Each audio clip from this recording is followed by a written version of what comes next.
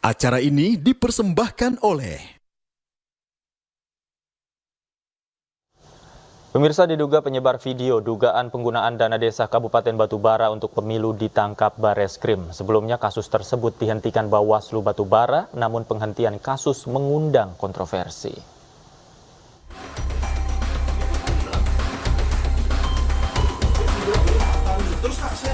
Inilah video amatir diduga penyebar video dugaan penggunaan dana desa Kabupaten Batubara untuk pemilu ditangkap Bareskrim.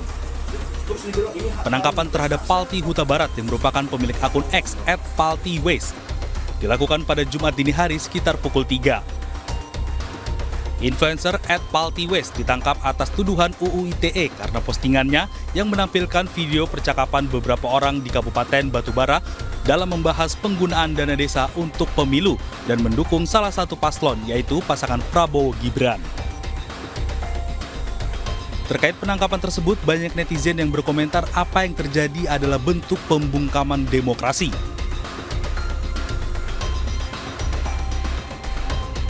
Sebelumnya, Bawaslu Batubara menutup kasus viralnya video rekaman terkait arahan kepala desa untuk menggunakan uang sisa dana desa guna memenangkan Capres 02 Prabowo Gibran. Bawaslu Batubara telah melakukan penelusuran investigasi. Namun penelusuran tersebut diduga kontroversi. Beberapa hal yang membuat kontroversi diantaranya, penelusuran investigasi terkait kasus tersebut hanya dilakukan 1 hari. Selain itu, penelusuran atau investigasi tersebut dilakukan Bawaslu tanpa melibatkan saksi ahli atau digital forensik. Tim Liputan iNews melaporkan.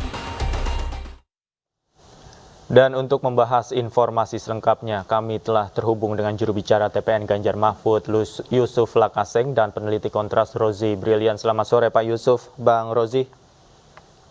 Selamat sore Mas. Rozi, selamat sore. Selamat sore, saya ke Pak Yusuf terlebih dahulu. Pak Yusuf, kita tahu kasus ini sebelumnya kan menimbulkan kontroversi dan menyita perhatian publik. Kemudian ternyata penyebarnya ini ditangkap polisi, tidak main-main, tingkatnya Bareskrim. Nah, tanggapan Anda seperti apa?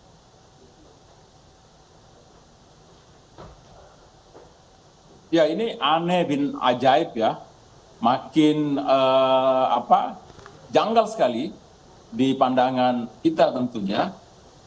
Orang yang merepost video itu, ya bukan yang memproduksi ya, merepost video itu malah yang ditangkap. Kan mestinya penegakan hukumnya videonya yang diselidiki, kebenarannya, apakah betul itu.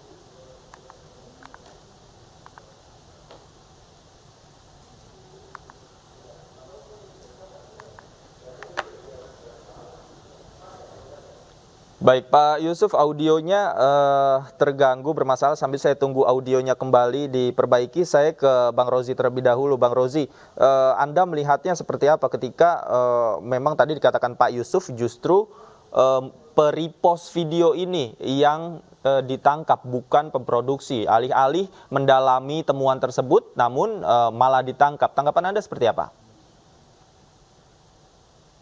Ya, Mas David, terima kasih. Pertama, kami melihat bahwa ada langkah eksesif yang dilakukan oleh pihak kepolisian dalam hal ini Bareskrim dalam menangani video ini, gitu ya. Dalam menangani kasus video ini. Yang pertama, kami menilai, gitu ya, walaupun sebetulnya sudah ada penilaian dari Bawaslu terkait dengan keabsahan dari video ini, tapi yang perlu kita patut ketahui juga adalah apa alat ukur dari penilaian video tersebut. Bagaimana proses penilaian dari Bawaslu yang menyatakan bahwa ini tidak absah begitu videonya. Nah, lagi-lagi kami ingin menyatakan bahwa itu dulu yang seharusnya dibuka kepada publik soal keabsahan dari video ini. Lalu kemudian pertanyaannya adalah siapa yang ada dalam conversation tersebut, siapa yang ada dalam percakapan tersebut jika memang itu bukan merupakan dari PJ Bupati Batubara dan Dim Kapolres dan Kajari Batubara gitu ya di Sumatera Utara. Nah, itu dulu yang kemudian seharusnya diproses, diinvestigasi secara independen, secara imparsial agar publik juga bisa mengetahuinya. Ya. Nah, jangan soroti juga yang kedua. Jadi ada semacam proses yang diskriminatif dalam penegakan hukum. Ketika misalnya ada yang merugikan kepentingan paslon tertentu, penegakan hukumnya sangat cepat, bahkan terlanjur eksesif kalau menurut kami. Karena langsung dari misalnya Kabar Reskrim yang mana itu cakupannya di Mabes Polri gitu ya. Tapi ketika misalnya kasus-kasus lainnya gitu ya, misalnya ada potensi dugaan kecurangan yang dilakukan oleh paslon, salah satu paslon gitu ya, itu prosesnya sangat lama. Jadi kami melihat bahwa satu, ini adalah satu wujud bentuk dari eksesifnya penegakan hukum. Di satu sisi ini juga ada proses-proses yang diskriminatif gitu. Oke, baik. Baik, saya ke Pak Yusuf lagi. Pak Yusuf, kalau kita lihat ini kan dikenakan Undang-Undang ITE. Nah, justru ketika masyarakat dituntut untuk terbuka dan berani melaporkan atau memposting melalui media sosial tentang pelanggaran-pelanggaran pemilu yang terjadi, kalau dikenakan Undang-Undang ITE bukan tidak mungkin. Masyarakat takut untuk melaporkan dugaan pelanggaran yang terjadi. Tanggapan Anda, Pak Yusuf?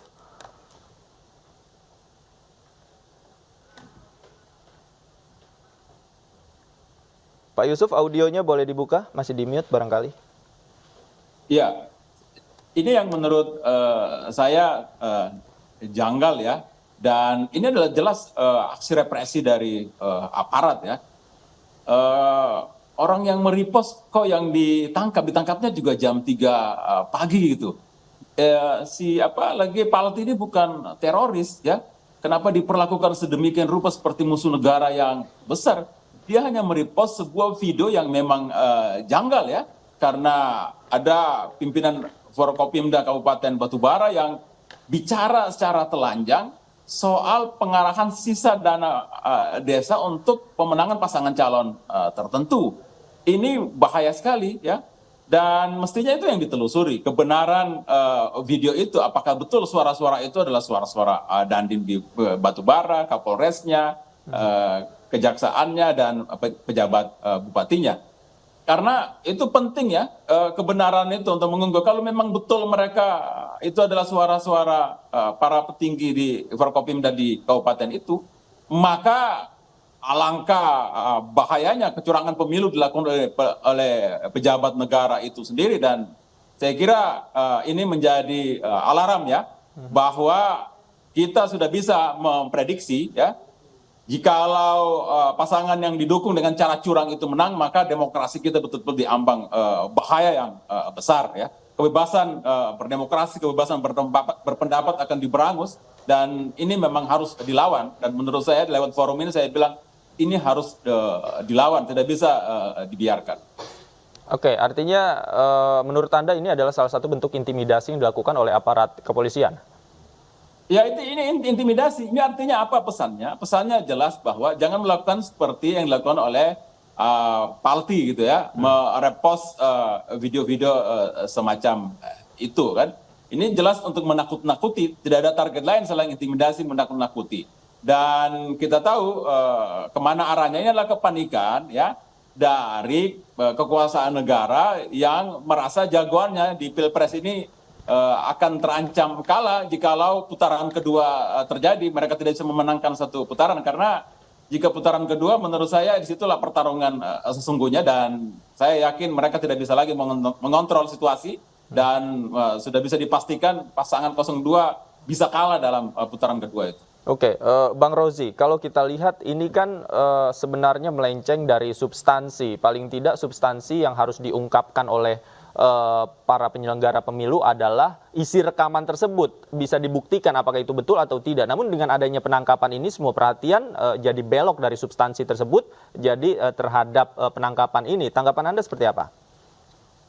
Iya, itu tadi yang saya katakan sebelumnya begitu ya, bahwa memang penyelenggara ataupun pengawas pemilu memang seharusnya bisa fokus melakukan investigasi secara mendalam, independen, imparsial, transparan terhadap video tersebut begitu ya, yang diduga dilakukan oleh Forkopimda yang akhirnya menguntungkan salah satu paslon. Nah, itu yang pertama sebetulnya. Yang kedua sebetulnya saya mau pindah ke aspek yang lainnya, bahwa penggunaan undang-undang ITE ini yang baru saja sebetulnya direvisi pada beberapa minggu yang lalu gitu ya, baru diundangkan, itu juga akhirnya menimbulkan atau menciptakan satu iklim ketakutan di tengah-tengah masyarakat kita. Bahwa aparat penegak hukum ya bisa kapan saja menangkap gitu ya bagi siapapun yang vokal kritis berusaha mengungkap. Nah, kan seharusnya begini, masyarakat yang kemudian mengungkap sesuatu atau membantu mempublikasi sesuatu atas temuan dugaan pelanggaran kecurangan pemilu, itu seharusnya diapresiasi gitu kan. Kemudian aparat penegak hukum harusnya bisa melakukan investigasi atas temuan-temuan yang ada, bukan justru malah mengkriminalisasi gitu ya, memproses secara cepat gitu ya. Pun juga sebetulnya apa sih implikasinya jika pun taruhlah itu bohong gitu ya. Kan kalau kami lihat gitu ya, itu kan harus ada implikasinya karena kan ini delik material. Artinya dia harus menimbulkan keonaran. Keonaran apa yang ditimbulkan oleh hal tersebut gitu kan. Nah, itu yang kemudian harus di apa namanya ditelusuri juga sebelum akhirnya misalnya ditetapkan tersangka, orang ditangkap, dilakukan upaya paksa dan lain sebagainya. Lagi-lagi saya mau bilang bahwa ada satu bentuk excessive use of force yang dilakukan oleh aparat penegak hukum dalam konteks kasus ini gitu ya. Alih-alih mencoba untuk membuka secara transparan, justru malah mengaburkan apa yang kemudian harusnya dibahas oleh masyarakat. Begitu mungkin, Mas Davi. Oke, Pak Yusuf, terkait dengan kasus ini langsung ditangani oleh Bareskrim, bukan lagi tingkat Polres, kemudian tingkat Polsek. Menurut Anda, apakah ini penangkapan terhadap yang bersangkutan ini diketahui secara hierarki pimpinan di dalam kepolisian, Pak Yusuf? Ya pasti, ya. Kalau setingkat Bareskrim, maka kita bisa curigai bahwa ini by order dari tingkatan yang lebih tinggi lagi ya. Dan saya kira polisi dibawa langsung oleh presiden ya. Dan ini justru itu yang aneh ya. Kok kasus repost Palte US ini sampai ditangani langsung oleh Bareskrim, penangkapannya jam 3 pagi. Jadi kejanggalan-kejanggalan ini memperlihatkan bahwa sekarang negara bekerja tidak lagi melayani secara equal semua kepentingan masyarakat, tapi sudah partisan kepada satu kontestan tertentu, dan ini yang kita tidak mau, ini yang kita khawatirkan sebelumnya ketika Gibran ya dipaksa lewat satu pelanggaran etik yang berat di MK untuk menjadi kontestan, karena sudah pasti presiden tidak mungkin ingin anaknya kalah karena banyak resiko politik yang akan ditanggung oleh dirinya ketika pasangan itu kalah. Makanya sungguh kita sayangkan ini ya. Ini adalah pelanggaran saya kira keras dan telanjang sekali soal kebebasan berpendapat, soal ruang demokrasi yang cukup untuk rakyat berekspresi. Ini mestinya tidak boleh terjadi di negara yang demokratis seperti kita. Kita kembali setback ke zaman seperti Orde Baru, dan sungguh menyedihkan ini terjadi di pemerintahan Jokowi yang dia dipilih secara demokratis oleh rakyat, dan rakyat menaruh harapan besar pada dirinya untuk membangun demokrasi yang lebih baik. Ternyata hasilnya malah sebaliknya. Oke, Bang Rozi, Anda sepakat ada kejanggalan dalam proses penangkapan yang bersangkutan, Bang Rozi? Ya, berdasarkan keterangan-keterangan saya sebelumnya gitu ya, bahwa memang ada semacam kejanggalan. Lagi-lagi karena itu tadi, ada semacam proses yang seharusnya didahului gitu ya, mencari keabsahan, kebenaran, dan itu harus dibuka kepada publik. Pun misalnya gitu ya, menurut kami itu tidak perlu ditangkap. Cukup misalnya diklarifikasi bahwa jikapun video itu salah gitu ya. Kalaupun ada temuan bahwa itu video salah, lalu pertanyaannya adalah itu video dibuat oleh siapa gitu. Lalu itu suaranya siapa gitu kan. Nah, lagi-lagi itu yang harus ditelusuri lebih lanjut. Yang kedua poin saya begini, sejak awal memang ada satu insinuasi bahwa kecurangan terjadi di mana-mana gitu ya. Ada unbalanced election kalau bahasa kami. Satu proses demokrasi tidak berjalan secara baik dan paripurna begitu ya, ketika kita melihat rangkaian kecurangan, intimidasi terhadap lawan politik salah satu paslon itu terus terjadi. Nah, penegakan hukum pun sangat diskriminatif gitu ya. Makanya misalnya hari ini belakangan ini muncul narasi-narasi pemakzulan terhadap presiden, dan itu sah-sah saja dalam satu negara demokrasi ketika misalnya melihat satu konteks demokratisasi yang tidak berjalan dengan semestinya. Salah satu syarat esensial dari berjalan negara demokrasi adalah pemilu yang berjalan secara independen, imparsial, dan disertai oleh penegakan hukum yang baik gitu ya. Dan hari-hari ini tidak berjalan dengan semestinya. Makanya balik lagi ke kasus yang tadi begitu ya. Selain kejanggalan itu tadi, coba kita bandingkan dengan kasus-kasus yang lain. Misalnya kita lihat ada Gibran bertemu dengan Kades di Ambon, kemudian juga ada ASN yang mengajak memilih di kalangan buruh. Itu sampai mana prosesnya? Kenapa tidak kemudian ditindak? Sejauh mana misalnya N itu ditindak? Apa hukumannya? Bagaimana proses investigasinya? Itu di mana gitu? Nah, akhirnya muncul satu pendapat, insinuasi bahwa memang pemilu ini betul-betul tidak fair. Makanya tadi kami menyampaikan bahwa ada unbalanced election. Gitu. Baik. Begitu, Mas David. Oke, Pak Yusuf, jika benar ini adalah diduga kuat adalah upaya intimidasi yang dilakukan oleh aparat, kita tahu di berbagai wilayah juga sudah terjadi, terkait netralitas juga diragukan begitu. Apa yang bisa dilakukan oleh masyarakat ketika muncul tekanan di sana sini, Pak Yusuf, menurut Anda? Yang saya khawatirkan ini adalah bumerang. Ingat bahwa rejim ini tidak ada apa-apanya dibanding Orde Baru ya selama 32 tahun mengontrol kebebasan berpendapat. Akhirnya rakyat juga tidak bisa diam dan melakukan perlawanan yang signifikan ya sehingga mereka jatuh. Dan menurut saya sih Pak Jokowi harus belajar sejarah ya bahwa penting itu untuk jas merah itu diketahui oleh presiden kita. Ingat bahwa pemilik kedaulatan itu dalam demokrasi adalah rakyat. Nah, kebebasan berpendapat ini adalah kemewahan bagi rakyat dalam sebuah negara demokrasi.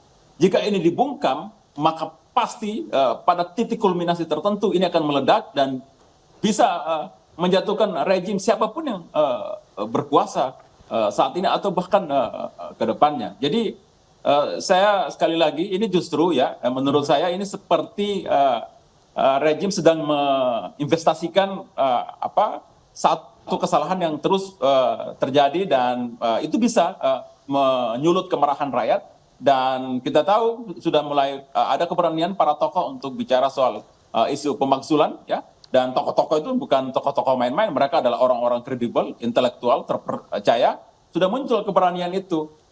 Silakan saja ditangkap semua, nanti penjara itu penuh. Ketika penjara penuh, mahasiswa sudah keluar dari kampusnya, maka situasi tidak akan bisa dikontrol lagi. Jadi saya mengingatkan kepada alat negara, tentara, polisi, ya, alat menegakkan hukum lainnya, ingat, kalian itu bukan alat kekuasaan.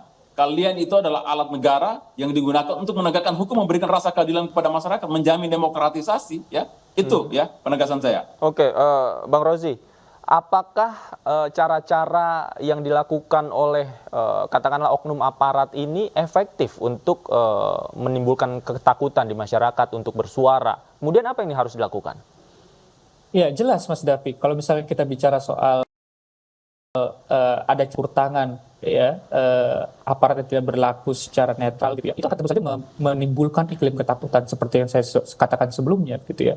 Nah, lagi-lagi kalau misalnya kita bicara ketidaknetralan ini gitu ya, ini tidak bisa dilanjutkan karena kita akan terjerembab pada jurang totalitarian atau otoritarian yang sebagaimana yang terjadi di zaman Orde Baru. Ketika pemilu itu dimanipulasi gitu ya, kita sudah tahu pemenangnya dan itu lagi-lagi tercermin belakangan ini ya. Sudah terbangun satu putaran narasi-narasi bahwa 02 pasti menang gitu kan.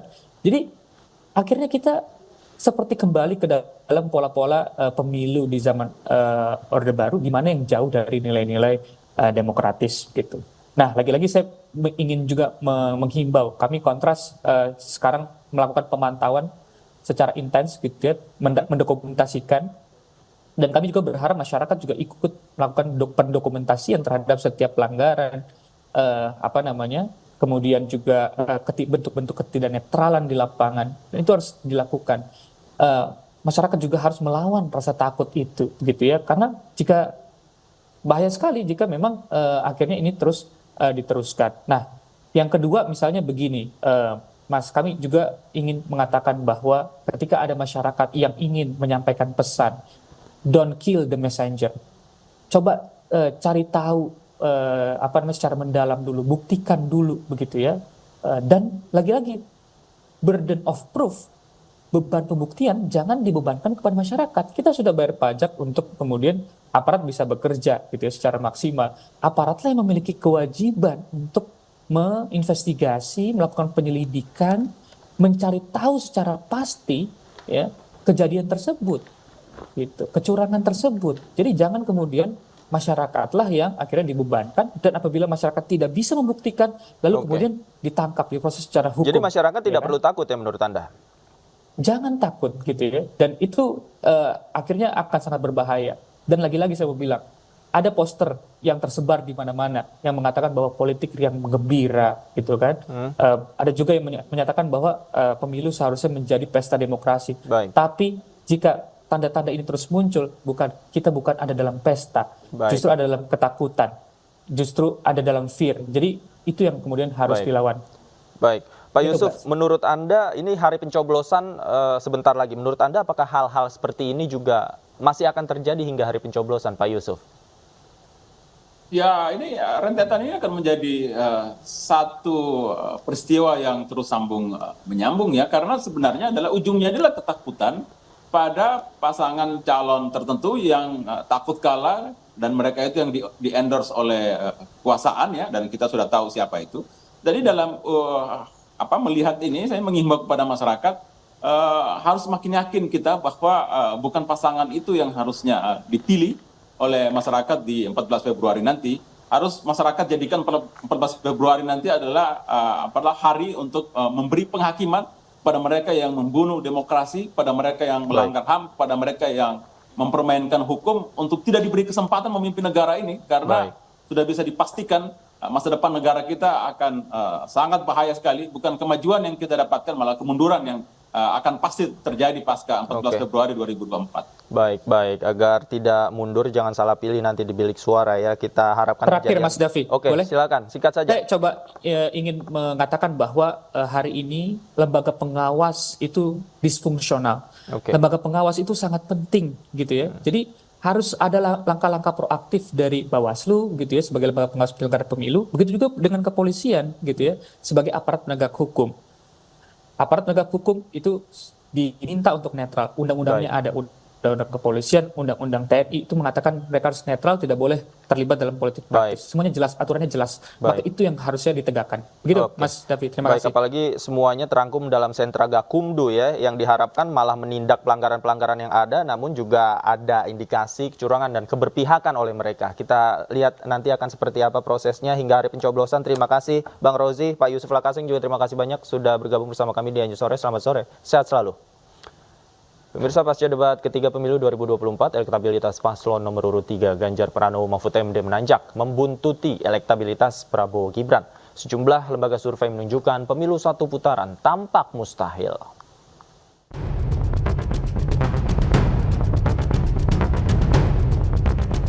Jelang debat keempat pemilu 2024, sejumlah lembaga survei memaparkan pemilu satu putaran terbilang mustahil. Pasca debat ketiga yang diikuti calon presiden, hasil survei Lembaga Survei Indonesia Deni JA mengemukakan elektabilitas paslon nomor urut 3 Ganjar Pranowo Mahfud MD berada di posisi kedua setelah Prabowo Gibran. Survei LSI Deni JA, paslon nomor urut 1 Anies Mohaimin memperoleh elektabilitas 22,8%. Sementara paslon nomor urut 2 Prabowo Gibran 46,6%. Sedangkan elektabilitas paslon nomor urut 3 Ganjar Mahfud 24,8%. Dan 5,3% responden memilih tidak tahu atau tidak menjawab. Survei melibatkan 1.200 responden dengan metode tatap muka dan kuesioner. Sementara itu, hasil survei Indikator Politik Indonesia menunjukkan elektabilitas pasangan calon nomor urut 2 Prabowo Subianto Gibran Rakabuming cenderung stagnan di kisaran 45%. Di survei telepon juga demikian. Jadi ada stagnasi.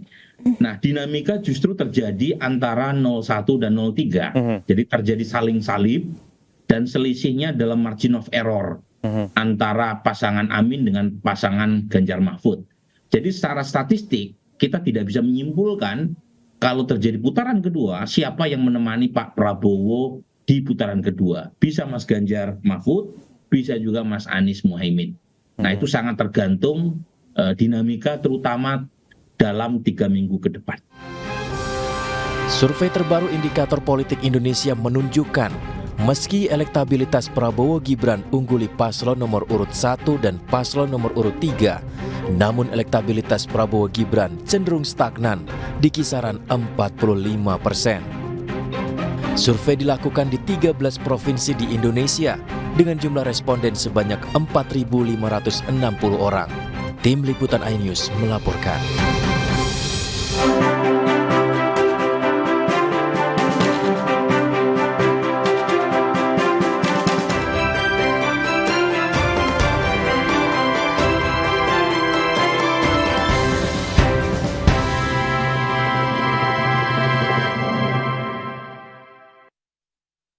Acara ini dipersembahkan oleh